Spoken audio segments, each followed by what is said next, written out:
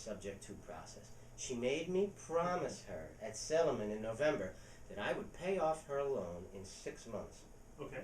And I really wanted her house, so I made the deal.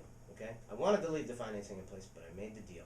She was delinquent on her mortgages, and I brought her mortgage current at settlement, and then have been making the payments on her mortgage. Okay. Great. Well, around the 5th month, which was just recently, I found a private investor to replace her mortgage, and I paid off her mortgage.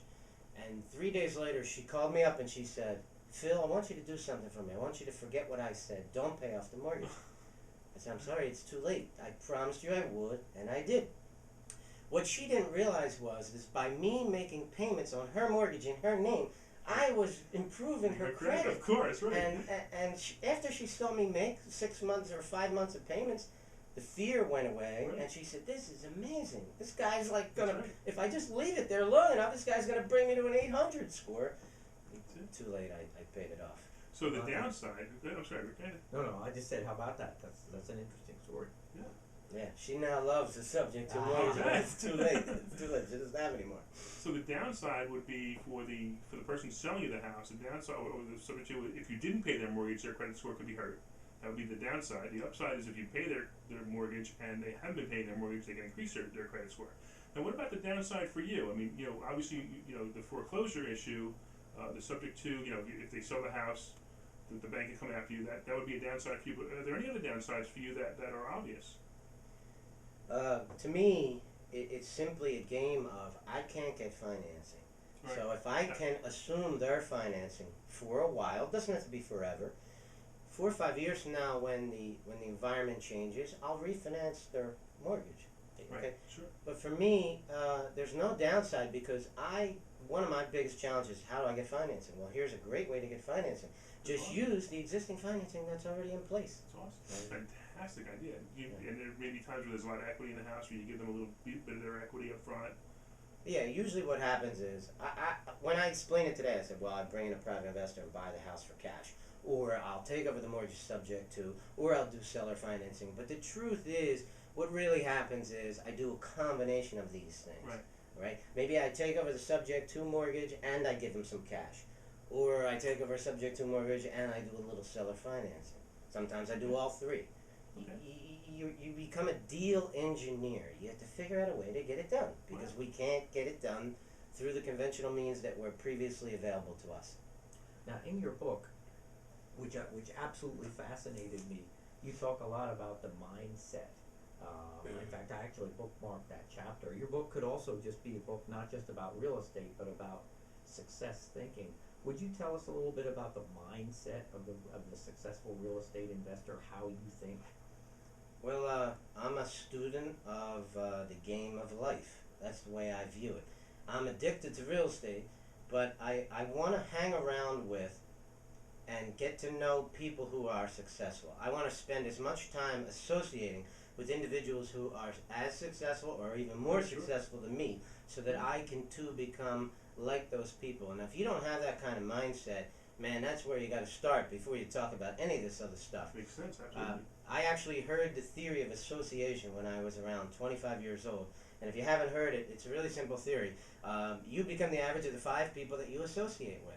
And so you want to try to associate with successful people who are doing things you want to be doing, who are going in places you want to be going. And you also have to disassociate with people in your life who are having a negative effect on you. Absolutely. So the first thing I did at 25 is I disassociated with everybody I knew.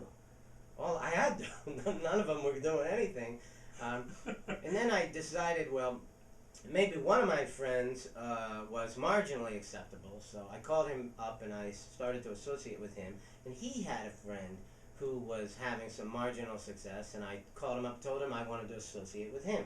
So I got myself down 2 friends at this point, and me and these 2 guys, we spent a lot of time together, and one of them was a realtor who taught me a no money down technique, which I document in my book, which I later coined the phrase the all money down technique. And I used this technique that my friend's friend taught me to buy dozens and dozens of houses with essentially no money down. And that was so I heard this theory of association. Then I changed my friends. Then something happened to me where I learned a technique which catapulted my life, not only a emotionally and but financially to improve like a rocket ship. So I can literally look back at my life, one idea, the theory of association, which changed my life forever. So I'm a big believer in, your mindset has everything to do with your success. That's true. Well, Rick and I need new friends, so. So do I. I could always use it. So I hope you feel we're successful enough to be your friends. Yeah. If I didn't feel that way, I wouldn't be on your show here today. I mean, watching your television show, it's a great way to, you're sharing ideas, things that you're learning, people that you're meeting that you think are interesting. You're sharing that with your audience, and that's tremendous. And it's one of the reasons that I have my own show as well. It's called Addicted to Real Estate TV. You can check it out at addicted2realestate.com with the number 2. And I do the same thing. Every time I learn something new, I can't wait to share it with people. Yeah, I've seen some of your episodes. They're actually very good, and actually I want to talk about that. So tell us a little bit about your website. You have that. You have you give a subscription service too, where they can sign up and they can actually get the videos once a week. Is that correct? Yeah, my website addictedtorealestate.com has a lot of information for people who are interested in being real estate investors. There's a picture of a book there. You can click on the book, and it takes you right to Amazon.com where you can read the first 20 pages. And there's a video there. You can watch some of the TV shows that I've done. You can also check out the blogs. And if you put in your name and email address, you get a free subscription to my TV show. If you're interested in learning about real estate investing, some of the techniques that we've touched on today, you definitely want to put your name and your email address in there. And I promise people I don't spam them. I send out a show about once a week, just like you do, about once a week. Yeah, exactly. Absolutely. And like I said, I've seen the show, and I have to admit, it's very, very good. I also have to absolutely recommend the book. The book is awesome. It's really well written, and and we were talking before. It didn't take you very long to write it, which surprises me too. So you must have been at that typewriter all day long, or the word processor all day long. Well, actually, I didn't write the book. What I did is I talked it. Oh, there you go. Okay. Well. I used the program Dragon Naturally Speaking. Oh, okay. So that's a good tip for people who want to write a book. So I sat in front of my computer with a microphone, and I talked to my computer for as many hours as it took to produce the book. And several times in the book, you'll hear my dog barking, which actually came out in the text. Just ignore that. It was my dog coming through the microphone. My kid came into my office, and I said, "Hey, what are you doing? Can't you see I'm writing a book right now?" So, I'm kidding.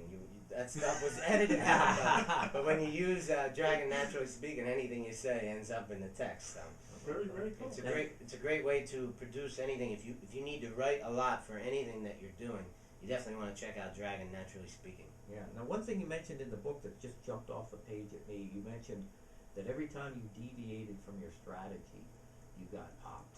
Yep. And I've found that in my own life unfailingly. Every time I have a strategy for what I do, and every time I think, I'll do it a different way this time. Bingo. I pay for it. So just like there's a mindset to real estate investing, you also have a set. You go in with a set strategy, right? Well, you have to, like any business. Right. You need to figure out what you're gonna do, and then start doing it. And when you figure out something that works in real estate's really a simple business. People think it's complicated, but it won't take you that long to learn it. You dedicate yourself for a year or two, and you'll learn the business well enough that you can go out and do it and be successful at it. And when you come up with a formula that works, just do it over and over and over again. It becomes like a blueprint. Very cool. Actually, it's funny that you say that. I actually did the same thing. That's what happened to me. If you read in my book, I say I stopped following my own rules. I was investing in real estate for 20 years successfully. I stopped following the rules, and boom, I got hurt big time. So I agree. You have to have rules, and I notice a lot of other things I do. I write the rules down that I have, and I look back and say, this is a mistake that I made. A certain checklist. Don't make that mistake again.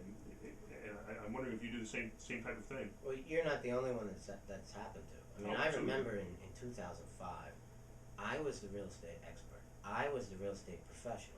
But I would see people or meet them in different places, and they'd be telling me how much money they were making in Florida. And they were buying 20 houses at a time in Florida, for example. And I must admit, I was tempted to even and then I'd have to stop and say, wait a minute, what am I doing? I'm the expert, not them. What am I following them for?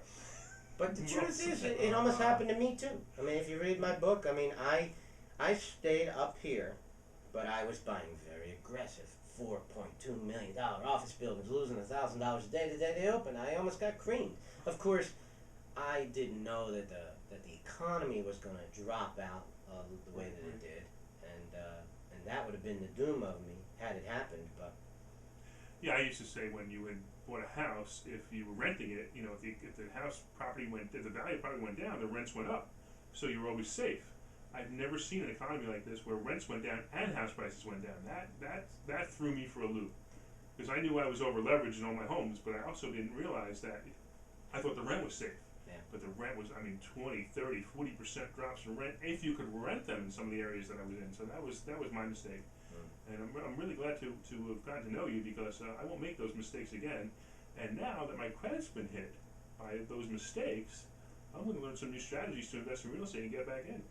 well, people say to me all the time, I don't have any money to invest in real estate. You don't need money. That's right, you heard me. You don't need money. Right. And then they say, well, Phil, but I don't have any credit. You don't need credit. Right. I'm not doing any financing with a bank. Okay, now, if I were to call up a bank tomorrow and say I'm interested in buying a piece of real estate and I need a loan, first thing they'd say, send me all your tax returns, Right. send me all of this, send me all of that, send me all of this. I'd send them all this stuff, and then, quite frankly, I think that they would just sit on it. They won't do anything with it, because it's happened to me too many times in a row already. They sit on it for a couple of months. Well, we're reviewing it. Finally, you figure it out. They're not reviewing anything. They're not allowed to tell you. We're not lending money. So, you know, you might have luck if you're dealing with your primary residence. You might even have luck if you're dealing with a secondary residence. But when you've got a lot of properties like I do, forget it. You're not bankable as far as the banks are concerned today. Well, you know, Phil, it was great to have you on the show. And listen, if you want to find out more about Phil's website is at the link below us.